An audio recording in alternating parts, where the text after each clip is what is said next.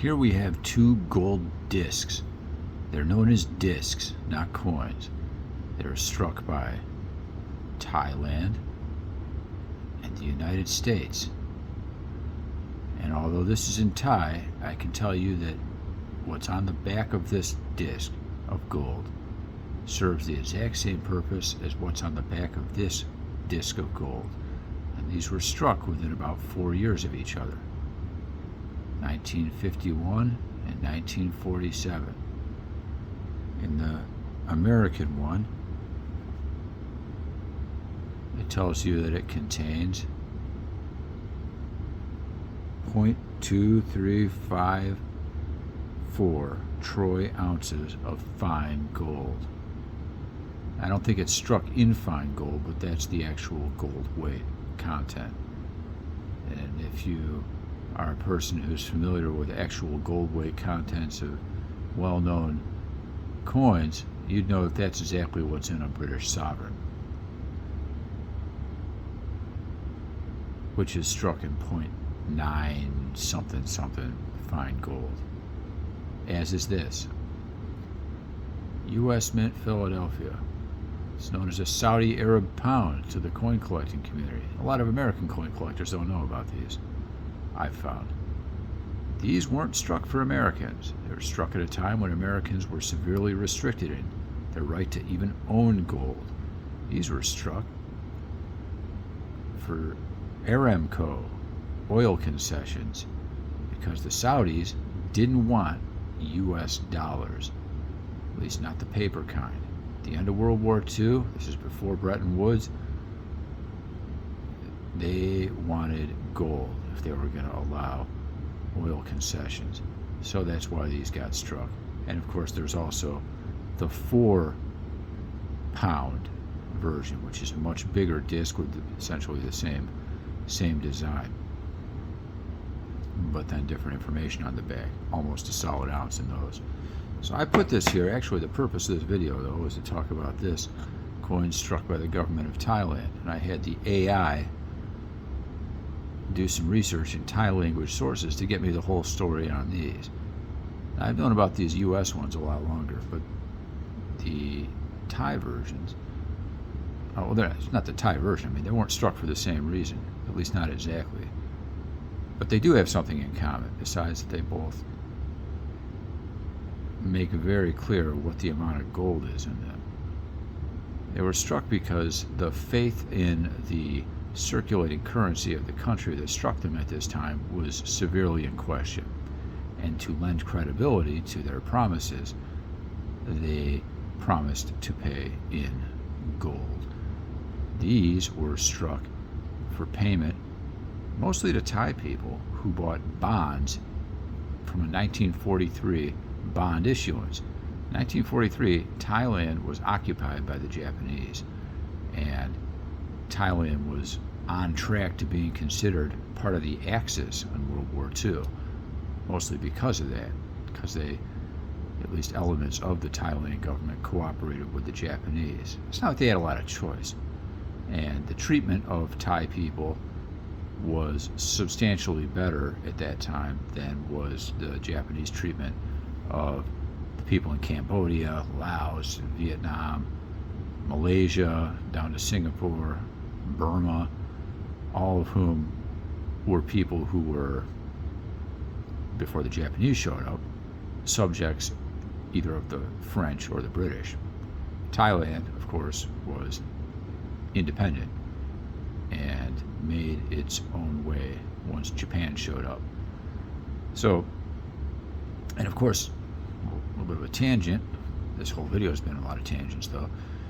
Thailand escaped being considered part of the Axis at the end of World War II, mostly at the instigation of the United States, and mostly thanks to the efforts of a bunch of guys who were sabotaging the Japanese and resisting them in a clandestine fashion, and they went on to found Thammasat University in Bangkok, which is now one of the top 2 universities in Thailand. I think most people would consider it that. Chulalongkorn being probably number 1, named after King Chulalongkorn, Rama V. and Thammasat being sort of the other main university. It depends which subject. Anyway, they issued these bonds in 1943, and there was massive inflation because when the Japanese showed up, they made Thailand peg the Baht currency to the yen, which all by itself was a huge devaluation of the Baht. And then the Japanese just made the Thailand central bank issue essentially unlimited Baht to pay for whatever the Japanese wanted. And during the course of World War II, the price of many staple things went up like 38 to 40 times. So on the way out of World War II, even though they were liberated from Japan, the Baht had really taken a beating in its value, and Thailand had a lot to regain when it came to credibility of its currency. And so they had issued this series of bonds in 1943, and they made them repayable at the option of the buyer of the bond in 8 years, in 1951, in quantities of gold fixed at what the prevailing international market rate was when the bonds were issued in 43. And it was a success. And the evidence that it was a success is that in 1951, when it was time to make payment, most people didn't insist on the gold, and they were willing to accept Thai Baht paper currency. And for that reason, although this is the 50 baht issue, the smallest one, there were also 100 bahts and 1,000 bahts. This is real close to a quarter ounce, just like this. It's close to a sovereign. And as you see, 996 fine. So this is actually more pure gold than this, but the total quantity, they tell you right down here.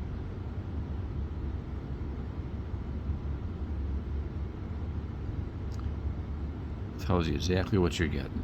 They only ended up having to strike and pay off people with about 2,000, between 2,000 and 3,000 of these were ever struck. And I believe even smaller quantities of the bigger denominations, 100 and 1,000 baht. The 1,000 baht ones weigh more than 5 troy ounces actual gold weight. And those have been selling at auction at increasingly huge amounts. I mean, not that huge if you think about it, because just in 2022, the first time I became aware of this whole story and this whole issuance, by looking at auctions, let's say gold was even less than about $2,000 an ounce in 2022, right around there. And so the melt value on one of those 1,000 baht ones for 5 ounces approximately would have been like $10,000. They sold for like $15,000 to $17,000, so less than double the melt value. Now I've seen them selling for $50,000 or more, and that's in conditions like this, like straight graded AU, that kind of thing. So the premium on those is going up. This I feel really lucky to have gotten. I got this in 2024 after I got back from Thailand. Somebody just had it on eBay, and I made him an offer, and I got it, and I believe I paid like $2,500 for this, so that's more than double the spot value that I had to pay. But never seen another one of these available, and at auctions I have not. I've seen maybe one since then, in a mint state grade too, which I couldn't afford. So this is a sort of a moment in time when even the United States, just like Thailand, had to put their real money where their mouth was, and if they wanted, like in Thailand's case, to be able to borrow money, fight inflation, or in the United States case, to control oil fields in Saudi Arabia, they had to come with the gold, and they had to make it absolutely abundantly clear exactly how much gold they were coming with. And the U.S. was able to get out of that situation by making the U.S. dollar convertible into gold. at least for foreign entities like the Saudis. And the Thais escaped that by doing this, by showing that they would make their bonds payable in gold, and by that they made their paper currency credible again.